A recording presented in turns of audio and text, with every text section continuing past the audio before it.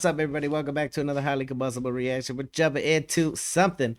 Why don't Americans know their own Dutch history? Probably because we've been dumbed down in school, and school doesn't teach you things like that.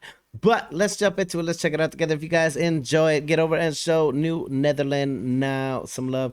We're already subbed up. We're smashing the like button. Let's learn a little something. I heard he's kind of on a tour in New York with some Dutch people, telling about how Americans don't know their Dutch history. So that's interesting. Let's see what we got. If you guys enjoy it, get over and show them love. The link's right there in the description. Let's roll. After the American colonies had their revolution against England, they still sort of saw the world through English eyes. And the English and the Dutch always had this very strong competition, several wars in the course of the century. And the English basically despised the Dutch. And Americans, I wouldn't say they despised the Dutch, but they just ignored it because the English did. Interesting.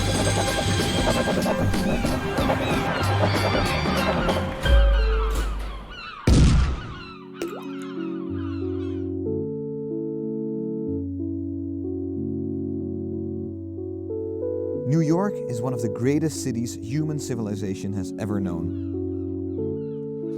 And it started not as an English colony, but as a Dutch town, New Amsterdam, 400 years ago, when this was a vast sea of fields, streams, and forests.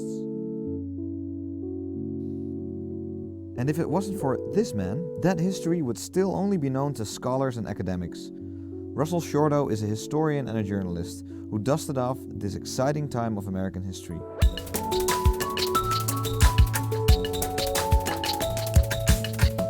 New Amsterdammers weren't Puritans looking for a city on a hill, but traders, drunks, businessmen, hookers, adventurers, pirates and soldiers who found out they had landed in a place that had endless possibilities.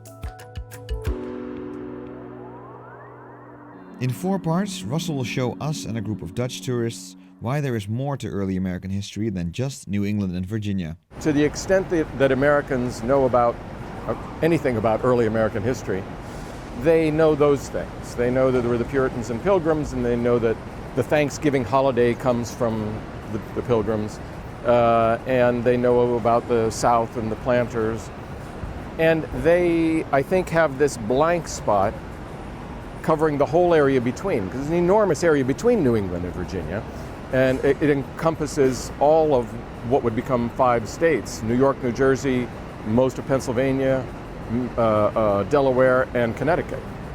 That was New Nederland. That was the Dutch colony. And it is this amazing blind spot in American history. It wasn't a case of sort of willful suppression of what had happened. Listen, if I had learned any of this, we probably wouldn't have had such a learning curve. But honestly, going through school, you learn things like who our enemies are, who the people that we've won against in war are, that kind of thing. You learn about certain things. You learn about certain, like, topics, certain periods of time, and the rest of it's just kind of like, hey, fill in the blank when you get to Google. It's a horrible way to learn, honestly. We definitely should have more. I don't know. I kind of feel like we should definitely know where exactly we came from. We know we came from, oh, we're all immigrants, but at the same time, like, there was a lot of different things taking place, and most of us in America are too busy to give a damn. It's sad. It wasn't a case of sort of willful suppression of what had happened. It was more that once the English took over from the Dutch in 1664, they just started writing their history from what mattered to them, and the Dutch period just didn't really matter. That started to change in the 1970s. Before that, history was about kings and generals and, you know, the important men. They're always men. And starting in the 70s, that's when social history came into being, which focused on ordinary people and on groups, ethnic groups, you know, Hispanic Americans, African Americans. And so, in a strange way, the Dutch colony, the Dutch presence in early America was part of that.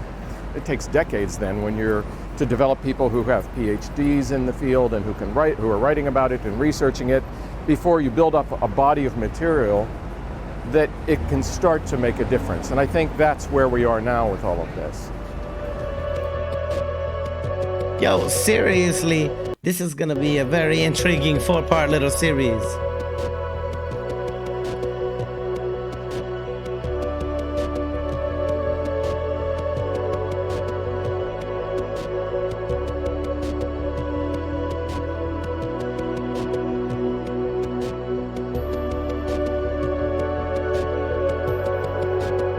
And there you have it, ladies and gentlemen. Make sure that you get over and show New Netherland now some love if you found it intriguing. We will definitely do the other parts. Hey, what the hell? Make New York Dutch again. I'm cool with it. Let me know what else you guys want to go. I'm definitely gonna be really into this because, like I said, we don't get taught things. We get taught certain things, and the rest of it is like it never existed, like it never happened. Had I known any of this, I would have known that it was the Netherlands, not Amsterdam or Holland or weed or parties, and like I would have known more, and I probably would have been a lot better off for it. If you guys enjoyed it, get over, show New Netherland now some love. Definitely shout out to the tour guide, dude, because that is freaking phenomenal. Legitimately going around teaching people, the normal everyday people that maybe never ever learned anything in their life about this. Plus, get some Dutchies in there wondering why the hell America doesn't know about them. Smash the like button if you liked it, the dislike button if you disliked it. We'll jump into parts 2, 3, and 4 soon.